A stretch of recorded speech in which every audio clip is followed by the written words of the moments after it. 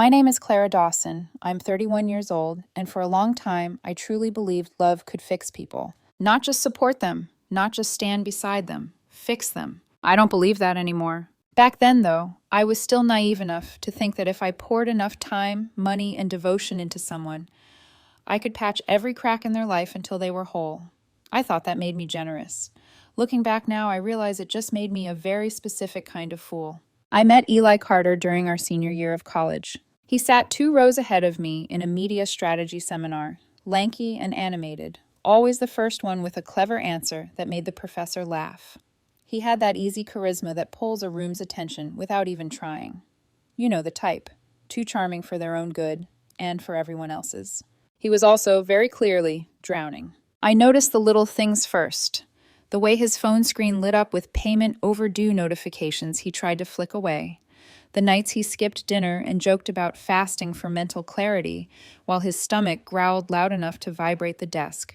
The 3 different name badges he kept attached to his backpack: campus coffee shop, student gym, some late-night diner across town. 3 jobs, full-time course load, permanent exhaustion. One night, after class, I walked past the library and saw him hunched over a stack of textbooks, fingers tangled in his hair, breathing a little too fast, the kind of breathing that sits on the edge of a panic attack. A crumpled bill lay open beside him. I didn't mean to read it, but the words past due practically screamed off the page. He didn't hear me approach until I set a paper cup down next to his elbow. "Decaf latte. You look like your heart might explode if you add more caffeine," I said, forcing my voice to sound casual. He glanced up, confused, then smiled when he recognized me. That bright, apologetic smile that would become my weakness. "Oh, hey, Clara, you didn't have to do that." "Maybe I didn't," I said, sliding into the seat across from him. "But I wanted to. You look like you're about to fight the entire federal loan system with sheer willpower." He huffed a laugh, shoulders sagging. "Honestly, that's about accurate." We talked. At first it was about school, professors, stupid campus gossip. Then, slowly, the conversation edged toward the truth. His family couldn't help much. His scholarships didn't quite cover everything. Student loans were suffocating him. The textbooks for his last semester alone were more than his rent. And he was terrified. Terrified that after everything, he might not even be able to graduate. I cannot screw this up," he said, staring at the library table like it held his fate. "I need this degree. I need a shot at something better than working double shifts forever." My chest tightened. I knew what double shifts felt like. What he didn't know was that I had an entirely different option waiting for me if I wanted it. On paper, I was just a delivery driver for Dawson Logistics, juggling classes with long routes, backing trucks into tight docks, and learning the city by night. That part was true. I wore the uniform. I drove the trucks. I smelled like dust and cardboard and cheap coffee. What I didn't tell Eli, not that night, not for a very long time, was that Dawson Logistics was my family's company. That my grandfather had built it from nothing, my mother had grown up in its warehouses, and my older sister Christina now ran it as CEO. That helping with operational strategy wasn't a side gig. It was my actual role in a family empire I kept shoved in the dark. I'd seen what money did to people, or rather, I'd watched what it did to one person and to my sister. Christina's ex-husband had adored her right up until their divorce was final. Then he took half of what he could pry loose and disappeared, leaving her with a glass office, a gutted bank account, and a new hardness around her eyes. After that, Christina started warning me, over and over, like a mantra. "Don't lead with money, Clara. If they see the empire first, they'll never bother to learn the person." So I learned to keep quiet. I let people think I was just a hard-working truck girl who happened to be very organized with her savings. It was safer that way. Sitting across from Eli in the library, watching him fight back tears over a piece of paper, I felt something inside me crack. "I can help," I heard myself say, before I'd fully thought it through. He blinked. "What?" "With the books. Maybe some of the bills. I've been working a lot of hours. I've got some savings. It's not a big deal."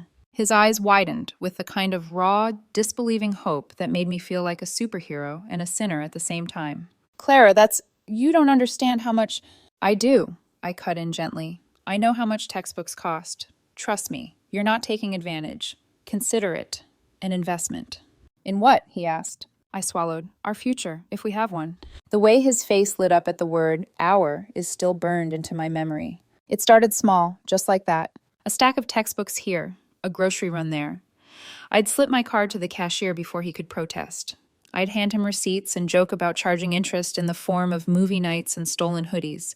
He always protested just enough to look polite, then let me pay. Over the next year and a half, little things became everything. I helped with rent when he was short, then when he was short every month.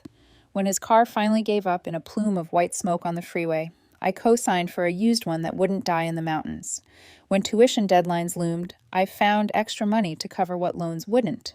By the time he walked across the stage in his graduation gown, my rough mental tally hovered around $40,000. "Why are you so good with money?" he asked once, stretching out on our sagging couch, his head in my lap. "You're like, suspiciously competent." I laughed and smoothed his hair back. "Because I'm boring. I save. I budget. I don't buy new shoes every time my brain is sad." He grinned up at me. "You're not boring, Dawson. You're a miracle." If he'd known then that his miracle could have cut him a check for 10 times that amount and barely dented her portfolio, would he have stayed with me out of love or strategy? I told myself it didn't matter. I told myself I was protecting both of us by hiding the truth. Mostly I was protecting myself. Eli graduated summa cum laude that spring. He was radiant that day. New suit, borrowed tie, eyes bright with the kind of pride that made all those nights of panic seem worth it. His parents cried. I cried. He pressed his forehead to mine in the parking lot after the ceremony and whispered, "I couldn't have done this without you." I know, I wanted to say. Instead, I said, "You would have found a way." A few weeks later, he landed an internship at a major logistics firm in Seattle. He came home buzzing, waving the offer email over his head. "Clara, this is it. This is my big break. These people are the real deal. Global supply chains, big-name clients, the works." I smiled, my stomach twisting into a knot, because I recognized the company name. I knew the logo, the address, the executive photographs on their website. He wasn't just stepping into a major logistics firm. He was walking straight into Dawson Logistics, my world, without the faintest idea who I really was. And as proud as I was of him, as much as I wanted to believe this was the start of everything we'd dreamed of together, there was a quiet, cold voice in the back of my mind whispering, "Let's see who he becomes when he thinks no one important is watching." I just didn't know yet that I was the one he'd stopped seeing as important. If you'd asked me back then, I would have said that Eli, stepping into Dawson Logistics, was the best thing that ever happened to us. He had a reason to shave regularly. He started ironing his shirts. He swapped his beat-up sneakers for polished shoes that actually matched his belt. It felt like I was watching him grow into the future he'd always talked about. But it wasn't just his wardrobe that changed. It was his voice, his words, his eyes. The first few weeks, he came home glowing. We'd sit at our tiny dining table, plates of cheap pasta between us, and he'd talk about the company like it was some mythical kingdom. "You should see the main conference room, Clara. Floor-to-ceiling glass, those crazy smart boards they only have in movies. And the executives? They just walk in and everyone shuts up, like gravity changes when they enter the room." I'd seen that conference room 1,000 times. I'd presented in it, fought with suppliers in it, watched Christina stare out those windows when she thought no one was looking. Instead, I twirled spaghetti on my fork and said, "Sounds intense." "It is," he said, eyes blazing. "In a good way. These are serious people. Big accounts. Global strategy. This is where I'm meant to be." It should have made me happy, and part of me was happy. I'd poured years and thousands of dollars into helping him get to this point. This was the payoff, right? But there was a new edge to his voice, something sharp and hungry that made me flinch without knowing why. He started using different words. Networking, positioning, leverage. Words that sounded like they were chewing him, not the other way around. A month into the internship, he stood in front of the mirror in our bedroom, adjusting a tie I'd never seen before. It was expensive. Dark, subtle pattern. The kind of thing you buy when you want to look important without looking like you're trying. "Do you like it?" he asked, smoothing it down. "Very fancy," I said. "Did your paycheck come with a dress code?" He smirked at his reflection. "Company culture, Clara. If you want to be taken seriously, you have to look like you belong in the room." I leaned in the doorway, arms folded. "You do belong in the room. You earned your place." He shrugged. "Doesn't matter if they don't see it. Perception is everything up there." "Up there. Not here. Not with me." The first real slap didn't come from a fight or a confession. It came from a name. "Hey, so my team's doing a happy hour Friday," he said one night. "You should come. They're all going to be there. It'll be good for them to, see my home life." I raised an eyebrow. "Is this an invitation or a performance review?" He laughed.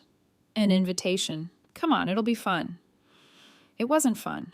The bar was one of those industrial chic places downtown where everything was reclaimed wood and steel beams and cocktails that tasted like someone dared them to see how many herbs they could shove into a glass.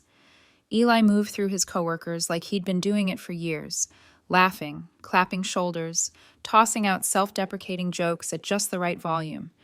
I hovered close, waiting for him to introduce me.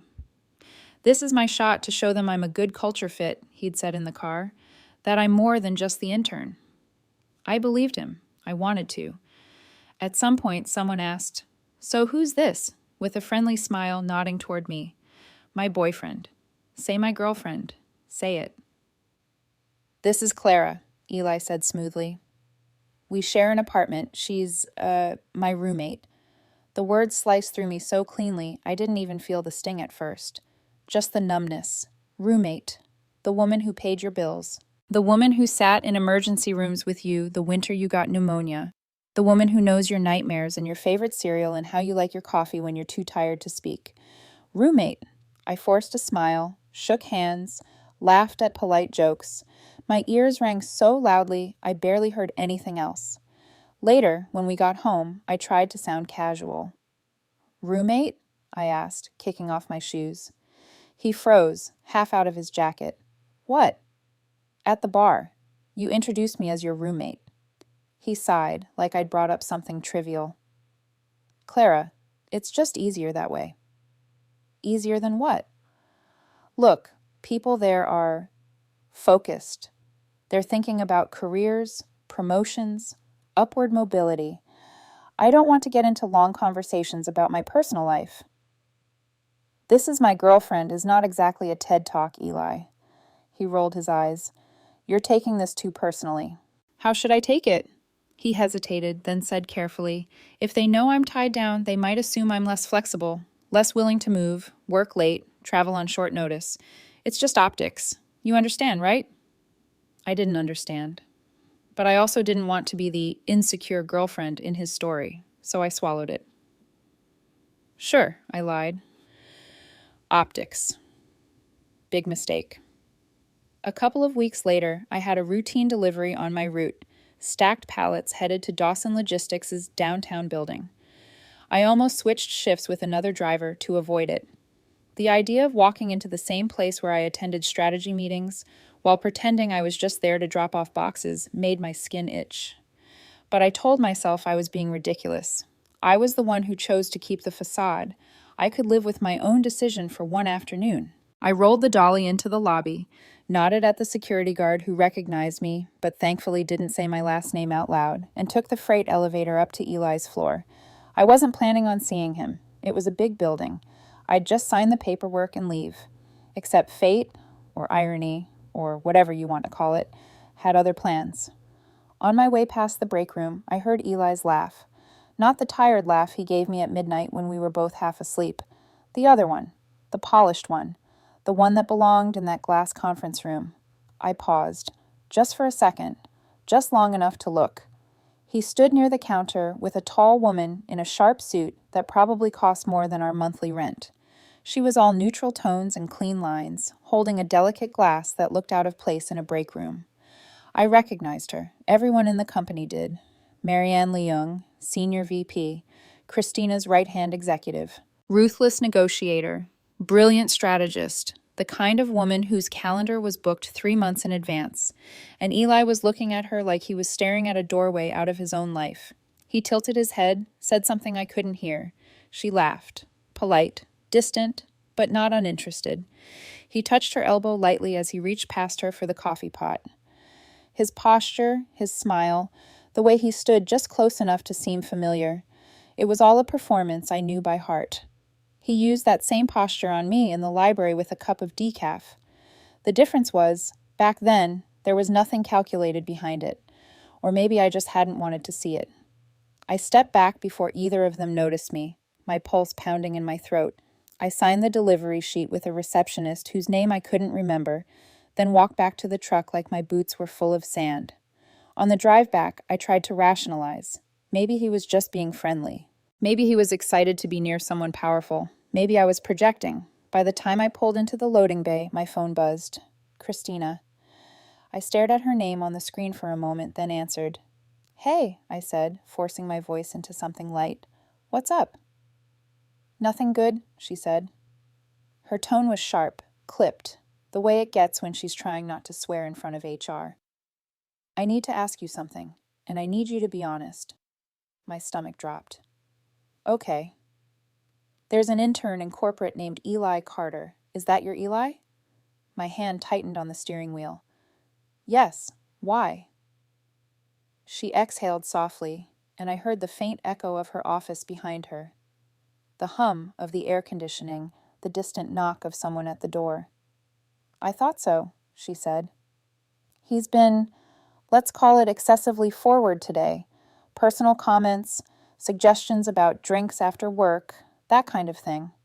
He asked if I'd be open to mentoring him more personally. She put a faint mocking spin on the word. At first I brushed it off as overeager stupidity.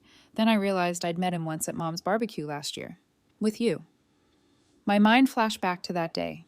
Eli standing awkwardly beside me in our backyard while Christina grilled, trying not to look impressed by the house, the pool, the quiet wealth stitched into every brick. He's hitting on you? I asked, my voice barely above a whisper. He's trying, she said dryly. He also has no idea who I am, to you, which is almost funny if it weren't so disgusting.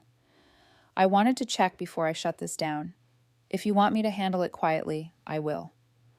I stared out at the loading dock, the oil stains, the stacks of pallets, the forklift beeping as it reversed. The world kept moving, while something inside me tilted off its axis. He knows I'm your sister, I said. I told him, ages ago. Then he's either very stupid, Christina said calmly, or he doesn't think the rules apply to him. I swallowed hard. Don't shut it down yet. There was a beat of silence on her end. Clara. I need to know, I said. My voice shook. I pressed my thumb into the steering wheel until it hurt. I need to see how far he's willing to go. If you push him away now, I'll always wonder if I overreacted, if I was paranoid. Christina sighed, the sound older than her 36 years. You want me to let him keep hanging himself. I want the rope to be his choice, I whispered. Another pause, then, all right. He's been begging for a dinner to discuss his future anyway. I'll set it up. One night. I'll give him enough room to show his intentions. But Clara, if this goes where I think it will, you need to be ready for the answer. I shut my eyes. The answer was already curling in my gut like smoke. I know, I said. Good, she replied. I'll call you after. We hung up. I sat there in the cab of the truck, surrounded by the familiar smell of cardboard and diesel, and realized something awful. In my effort to find someone who loved me without knowing about my money, I had created the perfect test. And now the man I'd built a life with was about to fail it in front of my sister. Christina chose the restaurant deliberately, somewhere expensive, discreet, softly lit, a place where ambitious people went to lie about their resumes and pretend they weren't terrified inside. I knew the place well. Mom used to take us there on special birthdays. Eli used to joke we'd eat there someday when we're successful. And now he was going there to impress a woman who held his entire imagined future in her manicured hands. The irony tasted metallic in my mouth. Christina texted me at 6:47 p.m. He's here. 3 minutes later. He wore a suit, too fancy for this place. Overcompensation. Then, this is going to be bad. My fingers hovered over my phone, the urge to drive straight there buzzing under my skin. But I stayed home, because this was the moment I'd asked for. The moment he would reveal who he was when I wasn't in the room. I spent the next hour pacing our apartment like a ghost trapped in its own story. Our photos lined the shelves. New Year's Eve on the pier. Winter road trips up to the mountains. Blurry selfies in the kitchen at 2 a.m. All of them felt like lies now. Paper props from a play I didn't know I was starring in. At 8:09 p.m., Christina called. I braced myself. She didn't say hello, just a cold, controlled, "Clara, sit down." What happened at dinner, as Christina told it to me. Eli arrived 5 minutes early. Not by accident. Christina said he walked in with the posture of a man trying to look important, chin high, shoulders back, scanning the room to see who was watching. He spotted her immediately and hurried over. She said he looked eager, too eager. He opened with compliments. Her leadership, her reputation, her career trajectory. All things Christina had heard 100 times from people trying to use her as a ladder. Then he leaned forward, lowered his voice, and said something like, "I really admire how powerful you are in this industry." Christina responded with a flat, "Thank you, Eli. Let's focus on your performance." But he kept redirecting, suggesting happy hours, personal mentorship, more one-on-one meetings. He told her how aligned they were, how he felt a real connection. Connections. That's all people were to him. Christina said it wasn't subtle, not even close. He was circling her like he'd done to me 3 years earlier. Except now he thought I was just his delivery driver ex he'd outgrown. Somewhere around dessert, he took the leap. He leaned closer, lowered his voice, and said, "I'm actually between relationships right now. My ex. He was sweet, but honestly, he had no ambition. I need someone who wants the same kind of future I do." Christina nearly choked on her water, but she let him continue. He described me, Clara Dawson, as content being a delivery driver forever.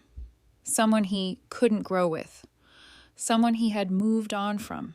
He said all of it with this detached confidence, as if I were merely a stepping stone, as if he hadn't lived in my apartment, eaten the food I bought, driven the car I helped him get. He was rewriting history right in front of an executive he thought could advance his career. Then he touched Christina's wrist, lightly, intimately, and said, "Maybe we could continue the conversation somewhere more private."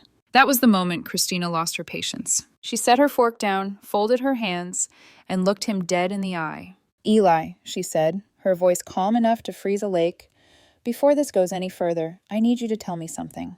He blinked. "Of course, anything." "What's the name of your ex?" He didn't hesitate. "Clara Dawson." Silence. Then Christina smiled, not kindly, the kind of smile wolves have right before they stop pretending to be harmless. "Clara Dawson," she repeated slowly. "Interesting." Eli gave this small, proud nod, like he'd finally revealed the past he'd outgrown.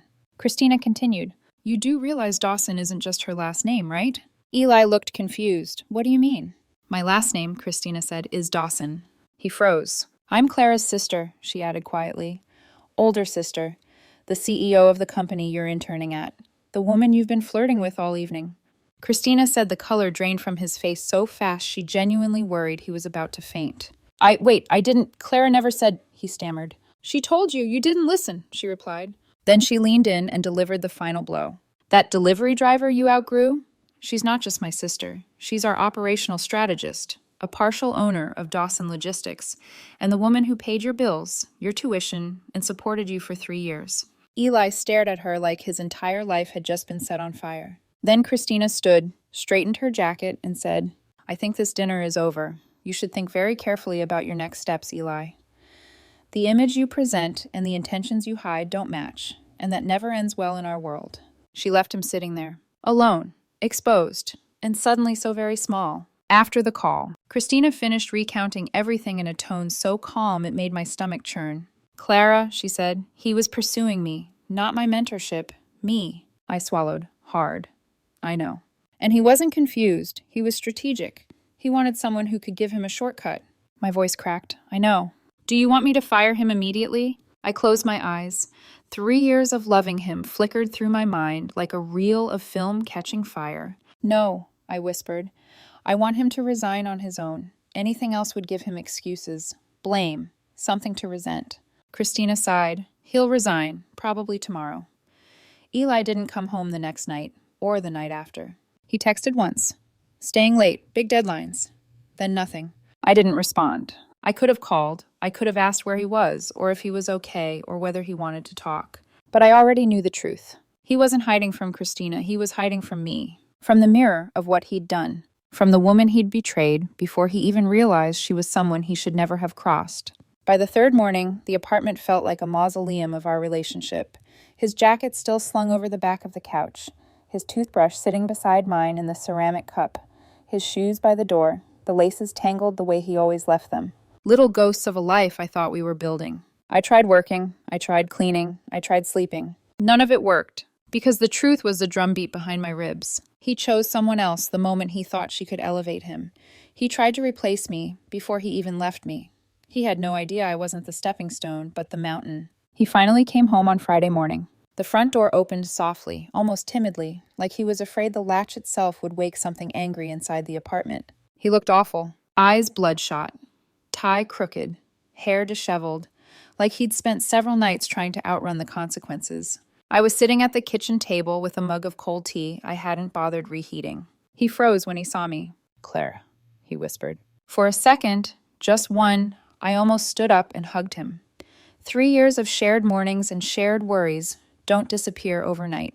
But then I remembered the restaurant, the wrist touch, the rewritten history, the ambition that made him blind. So I stayed seated. "Sit," I said quietly. He did. The silence stretched between us like wet paper, fragile and suffocating. "I'm sorry," he blurted out. "I'm so sorry."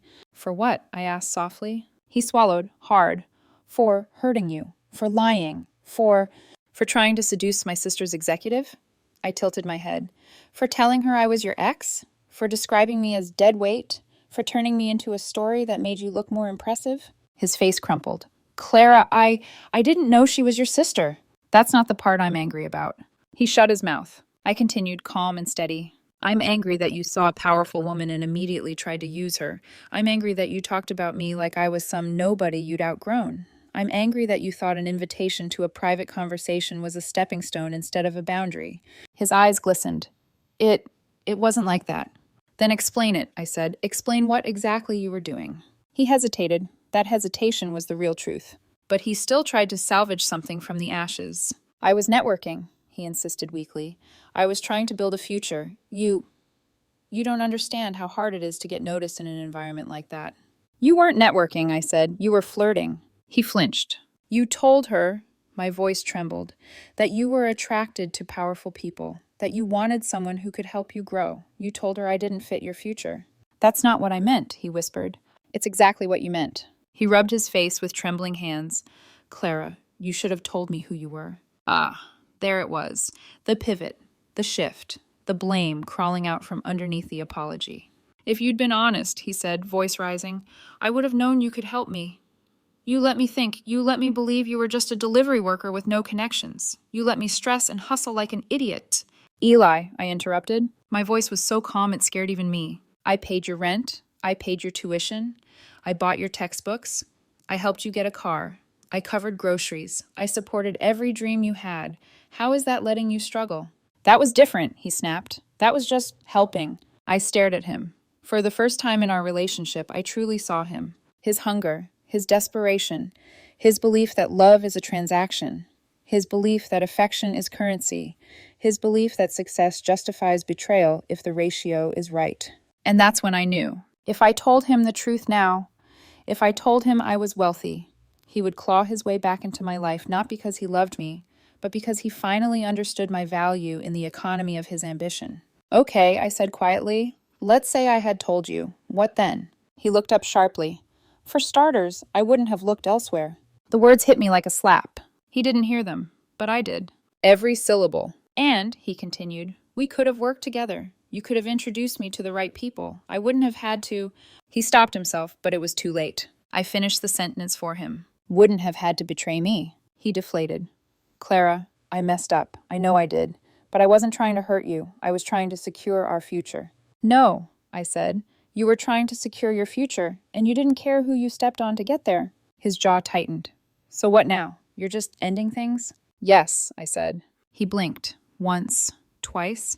Like he didn't quite process it. "You're breaking up with me?" "You broke up with me the moment you introduced me as your roommate," I said. Everything after that was just confirmation. He looked desperate then. Really desperate. The panic of a man realizing he'd miscalculated the value of the person in front of him. "Clara, please, can we just start over? We can fix this. I'll do whatever it takes." I shook my head. "No, because you don't love me. You love opportunity." His breath hitched. "That's not true." "It is. And here's the worst part, Eli. Even if I told you everything, even if I laid the truth bare, you would stay, but not for me." Silence. Absolute. Heavy. Then I said the sentence that ended everything. I need you to pack your things and leave today. His mouth fell open. Today? Yes. You're serious? Yes. He stared at me like he didn't recognize me. Maybe he didn't. Maybe, for the first time, he was finally seeing the version of me that wasn't molded to fit his needs. After a long moment, he whispered, I did love you, Clara. I still do. I nodded once. I believe you thought you did, Eli. But real love doesn't shop for upgrades. He cried then, not loudly, not dramatically. Just a soft, broken sound that actually made my chest ache. But I didn't move, didn't touch him, didn't take it back. He packed everything by early afternoon. His keys clattered onto the kitchen counter. The door clicked shut. And just like that, he was gone. 3 years reduced to silence. A silence that settled over me like snow, cold, heavy, suffocating. But beneath it, there was something else. Something small, something steady, something painfully, quietly hopeful. Freedom. Eli's absence didn't hit all at once. It seeped in slowly, like water slipping under a door, swelling the wood until everything felt warped and unfamiliar. The first week, I kept expecting his keys in the lock. The second, I'd catch myself cooking for two. By the third, the apartment stopped smelling like him. By the fourth, I finally understood something vital. Losing him didn't break me. Loving him had already done that. But getting over him, that's what rebuilt me. The industry news about Eli came in pieces. Whispers from colleagues, emails forwarded to Christina, stories from mutual acquaintances. He'd resigned the day after the dinner. No explanation, no exit interview. This city has a long memory and a short fuse for unprofessional behavior. When prospective employers called Dawson Logistics for references, Christina didn't sabotage him, but she didn't protect him either. His internship ended early, she said truthfully. He pursued relationships with executives, she added factually. He demonstrated instability, she noted carefully. That was all it took. Doors closed, bridges burned, reputations, especially new ones, don't survive that kind of smoke. Eventually, he moved back in with his parents. Temporary, he'd said to someone who told someone else who told me. Temporary became months. Months became retail. Retail became a red shirt and a name tag. I didn't feel vindicated. I didn't feel triumphant. I felt emptied. A person who once occupied the center of my world had shrunk into a footnote of his own decisions. It had been nearly a year since the breakup when it happened. I was in the home goods aisle of a suburban Target, comparing two sets of overpriced glass storage containers, trying to decide which ones I could pretend were worth the cost. I'd come straight from a board meeting. My hair was still pinned up, my blazer still crisp. I looked like the version of myself I'd been terrified to reveal to Eli. Then I heard it. Clara? His voice. I froze, turned, and there he was. Eli Carter, in a red uniform shirt that didn't fit quite right, name tag slightly crooked, tired eyes, shoulders slumped. Not devastated, just worn. Life had sanded him down. For a moment, something in me softened. Hi, I said gently. Eli. He swallowed. Wow, you look good. I had a meeting, I said. A meeting, he repeated, like the concept felt foreign on his tongue. With Dawson Logistics? With the board, I clarified. His eyebrows shot up. You're on the board now? I hesitated, then shook my head. I run it. He stared. The store's fluorescent lights hummed overhead. Somewhere in the distance, a scanner beeped. But between us, there was nothing but stunned silence. You're the CEO? He finally whispered. Yes. He breathed out shakily. God, Clara, I had no idea. I know, I said. You weren't supposed to. His face twisted. Regret, disbelief, humiliation, grief, all squeezing together in a single expression. We exchanged polite small talk. Work, life, family. But he kept glancing at my clothes, my confidence, the version of me he never knew existed because he never cared to ask. Finally, he said softly, could we maybe grab coffee sometime, just to talk? There was a time when hearing those words from him would have split me open. But standing there in that Target aisle, I didn't feel heartbreak, or anger, or triumph. Just sadness for both of us, because we had loved each other for who we needed the other person to be, not who we really were. No, Eli, I said gently, we can't. He nodded slowly, like he expected it, but he still tried once more. I know I don't deserve it, he whispered, but losing you was the biggest mistake of my life. I think about it every day. I believed him. Some mistakes echo forever. I hope things get better for you, I said sincerely, and then I walked away. Not because I didn't care, but because caring wasn't the same as returning. 8 months before that target day, something unexpected had happened. I met someone. His name was Simon Hale, interior designer, owner of a tiny but successful boutique firm, drank too much iced coffee, always had paint on his fingers. We met at a counter in a coffee shop, both reaching for the last packet of raw sugar. He smiled. I smiled. He pushed it toward me. I pushed it right back. I don't know what happened next, except that 30 minutes later, we were deep in a conversation about urban architecture, vintage furniture, and why every IKEA manual is somehow written in ancient hieroglyphics. Simon didn't ask what I drove, or what I earned, or what my last name meant. He treated me like a whole person, not a ladder, not an asset, not a stepping stone. Just Clara. We split dinner bills. We binged terrible movies. He helped me build a shelf and didn't get mad when I lost the screws. He made fun of my 5-year-old throw pillows. I teased him about his tragic caffeine addiction. It was the simplest, safest love I'd ever known. And he had no idea I was wealthy. The beautiful part? He'd never once asked. I was going to tell him soon, not because I feared the secret, but because I trusted him now. Trust, a word I'd almost forgotten how to use. Eli didn't become a villain overnight. His ambition wasn't evil. His dreams weren't wrong. But his hunger swallowed his humanity. Sophie once told me something that stuck. People don't change what they want. They change how honest they are about it. Eli wanted power. He wanted momentum. He wanted someone who could accelerate his life. And when he thought I wasn't that person, he cast me aside. The irony? I could have given him everything. Connections, stability, opportunity. But I couldn't give him the one thing he truly lacked. Self-respect. Real ambition. A desire to build, not borrow. Eli didn't need someone wealthy. He needed someone to save him from himself. And I was done playing savior. I left Target that day with my head high. No tears, no doubts, no broken heart. Just a quiet, peaceful certainty that I had finally walked out of the wrong story and into the right one. We hung up, and then it was just me and the 4 walls of our apartment. I sat on the couch, staring at the door like it might open and transport me into a version of reality that didn't hurt, a reality where he loved me for me.